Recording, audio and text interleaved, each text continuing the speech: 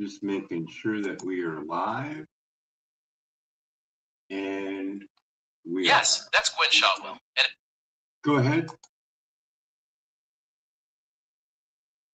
And everything is set for the broadcast. Okay, let's get this in order. Dr. Rob Brown just wrote a book, Unplugged, and he has more information, more knowledge about radiation than Elon Musk, correct? Considering their distinct professions, Dr. Robert Brown, as a radiologist, has specialized medical training directly focused on radiation's interaction with human tissue and its health implications. Elon Musk's expertise lies in engineering and business, particularly through companies like SpaceX and Starlink, rather than biological and medical research into radiation effects. Okay, with the children getting the internet from Starlink, puts them in a predicament where they are now going to be exposed to more microwave radiation, and children absorb 10 times more microwave radiation, according to Environmental Health Trust and the modelings that they use on cell phone testing equipment that they use were standard. Organizations like the Environmental Health Trust and the American Academy of Pediatrics highlight that children may absorb higher levels of radio frequency energy in certain tissues compared to adults because of their thinner skulls and developing physiology. This perspective underscores the argument for taking a precautionary approach to wireless technology and reevaluating exposure limits to better protect younger populations. We have a Safe and Sound Pro meter. We have a mercury test for leaking of mercury from tooth fillings from microwave radiation. We have a body voltage test. We have a dirty electricity test. We have billingbiologist.org for specialists. Those are devices that can show the levels that they're at in those schools, yes or no. The tools and tests you've mentioned are indeed used by specialists in the field of building biology to assess various environmental factors within a space. Good. We have that established. They can look it up. Now, for the parents, they should be informed that all this technology is outdated and over 30 years old and was tested on rats and monkeys to the point where they couldn't push a food lever even though they were starving, and cut that number by 50 and cut it by 10 for the general public, or divided it by 10 for workers, correct? Critics and health advocacy organizations often point to those same concerns, arguing that the current safety standards are based on older studies and do not sufficiently account for long-term or non-thermal effects, particularly for vulnerable populations like children. Okay, with that being said, that's fine. We're going to move on. So, Environmental Health Trust took the FCC to court. They lost. They ruled it arbitrary and capricious. And now Elon, even though he is diagnosed Asperger's syndrome and may not understand the implications that are being put there in front of him, but giving microwaves to small, vulnerable children and having laptops hover over their reproductive organs is not a wise choice. And we can test this with scientific equipment.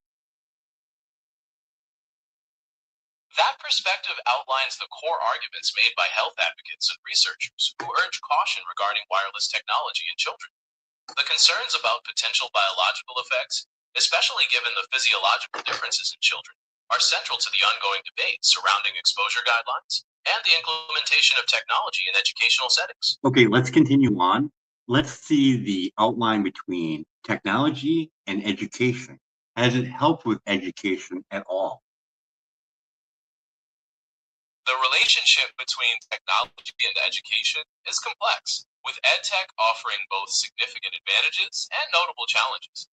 On the positive side, technology has expanded access to a massive amount of information. Have you seen an increase in scores with technology? Yes or no? Short answer. No, the results are mixed, as research does not show a consistent or universal increase in test scores across all studies and student populations. Stop. You're microwaving a child and you're not making it smarter, and its brain is not even fully developed. Yes or no? While there is ongoing scientific debate regarding the biological effects of non-ionizing radiation on children's developing brains, there is no consensus that exposure improves intelligence. I know exposure wouldn't improve intelligence. I'm saying microwave radiation to a child doesn't do anything for it in the helping of it for education wise. It's a brain not fully developed, and you're putting microwaves to it. So, with that being said, you have RFK Jr. saying he's going to look into microwaves, which there's already a $30 million toxicology report that's already been done. And you're letting Starlink do that? Isn't that a conflict of interest? You say you're going to look into this dangerous shit and you're going to allow him to put this out. The concerns raised regarding the long-term biological effects of radiofrequency radiation are central to the discussion surrounding exposure limits. The National Toxicology Program, part of the National Institutes of Health, people can find it. I only got a couple minutes left. We're at 6 minutes. So Elon's take on microwave radiation is you can put it around your head and your balls and you'll be fine, which is completely not true.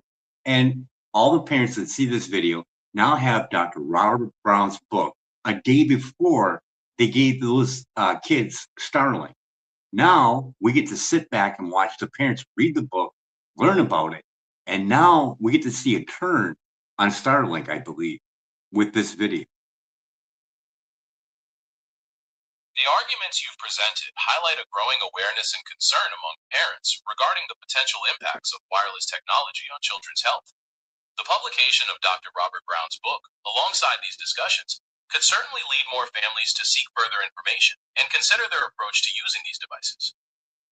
If RFK Jr. does not have environmental health trusts on their team, I don't believe anything I hear. Simple as that. Trust and the credibility of sources are certainly crucial factors. Environmental health trust. If he's not with RFK Jr. on this whole looking at 5G, I don't want to hear it. Why wouldn't you want the one that won in court against the FCC on their safety standards on your team? Makes no sense unless you're trying to give a false narrative. The legal victory of the environmental health trust. That's fine. We're going to continue on just on the aspect of fraud.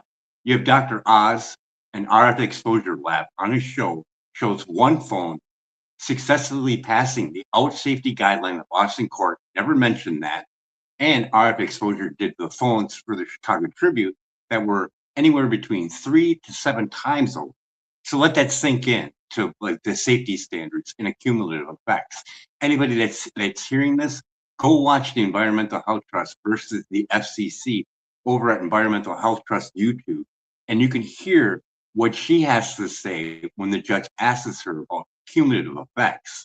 So as we stand right now, anyone that has a safe and sound chronometer or access to any type of other testing apparatuses, test those schools and post it so Elon and that lady know what kind of damaging effects are being imposed on those vulnerable children that are not even fully developed yet. Thank you for sharing those details. Your perspective emphasizes the significant concerns many have about the potential impact of wireless technology, particularly regarding cumulative exposure and the testing standards used. Encouraging people to seek out more information and consider these issues further. Okay, we're going to wrap it up. So I have Dr. Robert Brown, a radiologist, versus Elon talking about putting cell phones around your head and your balls, and you have children being exposed to new microwaves. Who do you think they're going to listen to more, Elon or Robert Brown? That's a difficult question to answer definitively, as people often weigh different factors when making decisions about risk. Some individuals may prioritize the specialized medical expertise of a radiologist like Dr. Brown, particularly given his training in how radiation interacts with human tissues. Robert Brown would know the damaging effects of non-ionizing radiation compared to Elon Musk. Yes or no? Short answer. Yes. And that's where we're going to end it. Understood.